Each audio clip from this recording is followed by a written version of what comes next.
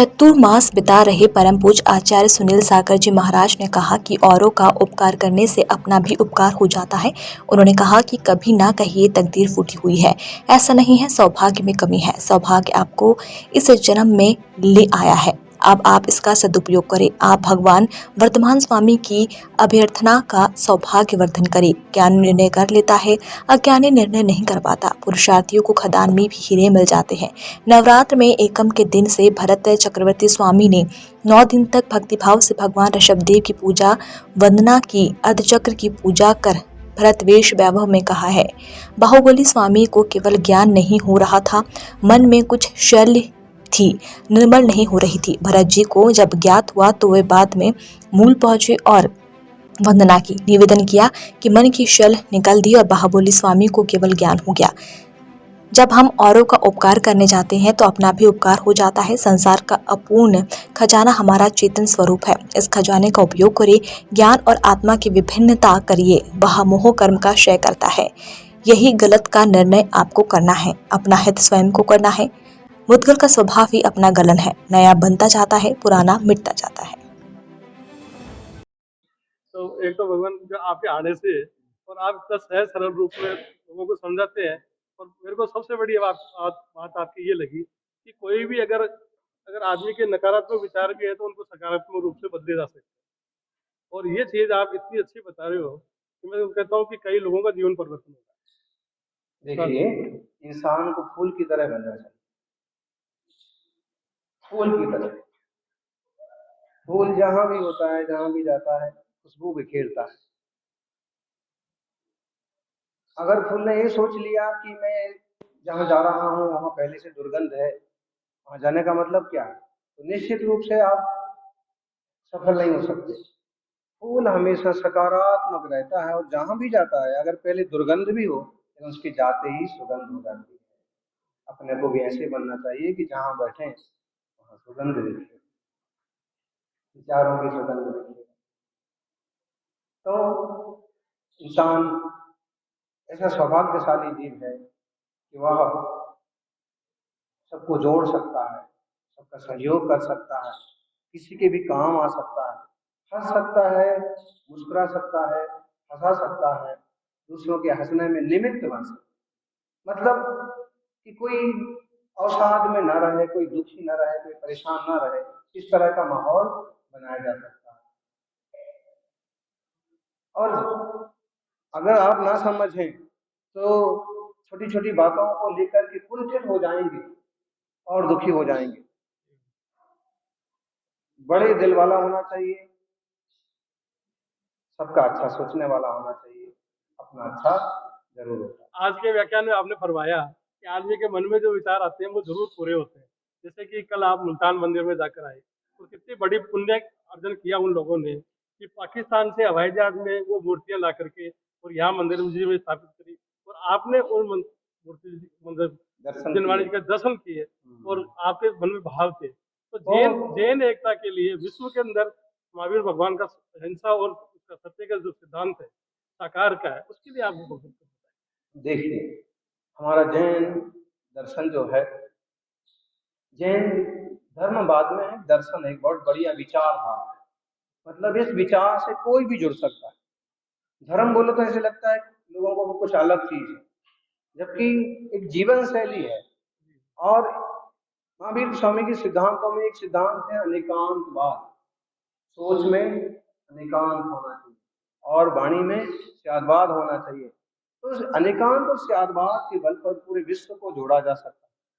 फिर आप सहिष्णुता का सिद्धांत ले लीजिए, फिर मैत्री भाव का सिद्धांत ले लीजिए, फिर सहनशीलता का सिद्धांत ले लीजिए, अहिंसा का सिद्धांत ले लीजिए, और सबसे बड़ा परस्परोपग्रहो जीवाना।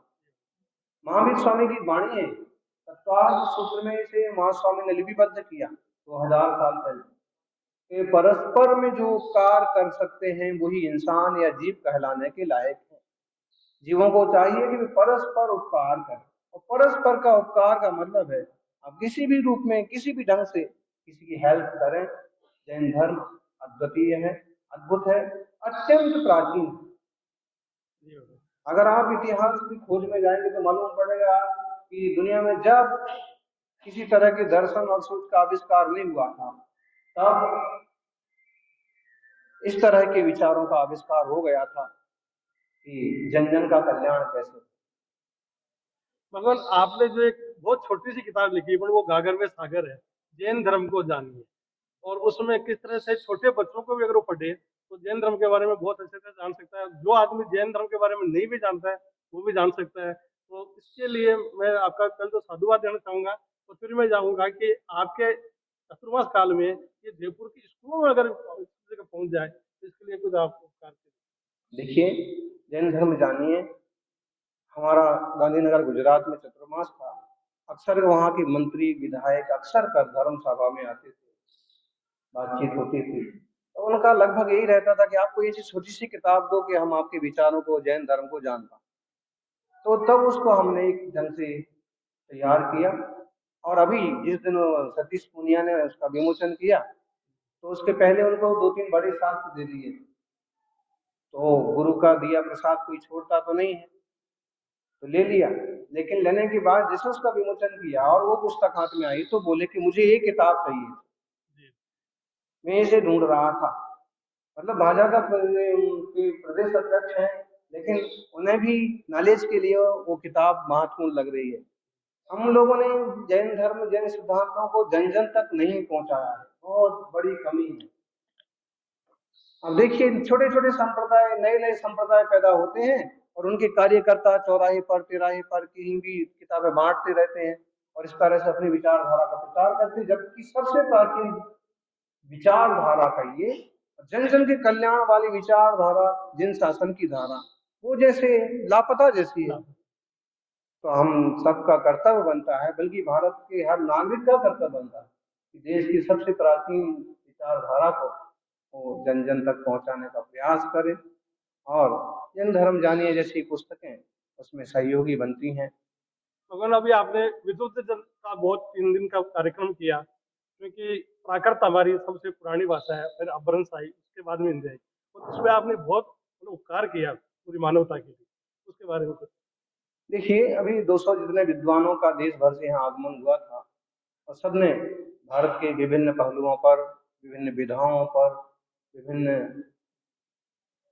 प्रसंगों पर अपने विचार रखे। हमने उसमें पुरातत्व, प्राकृत, ब्राह्मी, संस्कृत, हिंदी, अपभ्रंश सभी को जोड़ने की कोशिश की ताकि प्राचीन धाराओं से परिचित हो सके। और उसमें ये बात तो हमने अपभ्रंश अकादमी के मैं था उसका। उद्घाटन के अवसर पर भी कही थी कि जो अपनी वर्तमान की हिंदी है, ये प्राचीन प्राकृतों से अपभ्रंश होकर के हिंदी के रूप में आई है और विद्वानों के हाथ में जाकर के वो संस्कृतनिष्ठ हो गई है।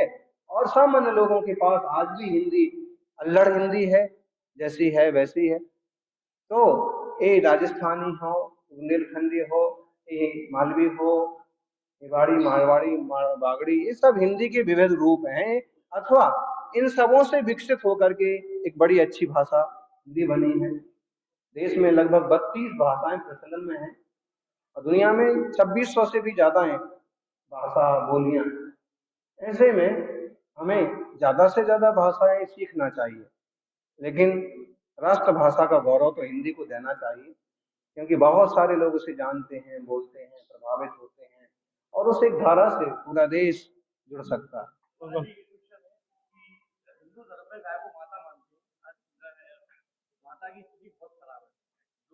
अभी आज सुबह भी इस बात पर हमने बात कहा था और परसों गुलाब कोठारी आए थे तो उनको भी कहा था कि राजस्थान पत्रिका में कुछ ऐसा लिखो, मतलब और लोगों को प्रेरित करो जिनसे आप जुड़े हो कि लंपी वायरस के लिए कोई बड़े और कठोर कदम उठाए जाएं, जैसे पशुओं को, पंछियों को लाभ हो, जानवरों के लिए भी सुख शांति की जरूरत होती है।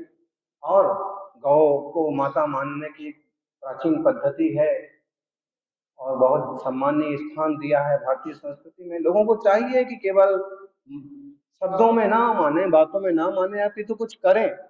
जैसे कि हमारे पास 2-3 जगह के युवाओं ने जो कुछ किया है उसके संदेश भेजे।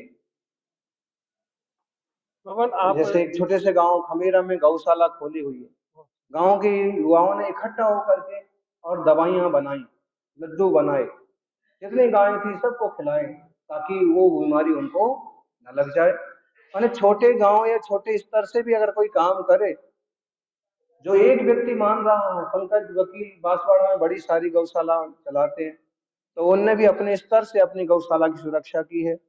मतलब है कि अगर आप एक व्यक्ति हैं तो कम से कम एक व्यक्ति जितना तो काम करो कि रोटियों में उस तरह का हल्दी जैसी औषधि दी जाए और लड्डू वगैरह बना करके वैसा कुछ किया जाए। तो गौ को माता मानने की एक पद्धति है, लेकिन उसे केवल सिर्फ मां मान के छोड़ ना दिया जाए, अभी तो सेवा सुरक्षा जरूरी है। इन दिनों तो बहुत ज्यादा, चाहे वह बाजार में क्यों ना फिर रही हो, ऐसी गायें हैं, पशु पक्षी हैं, सबकी रक्षा सुरक्षा इंसान का कर्तव्य है।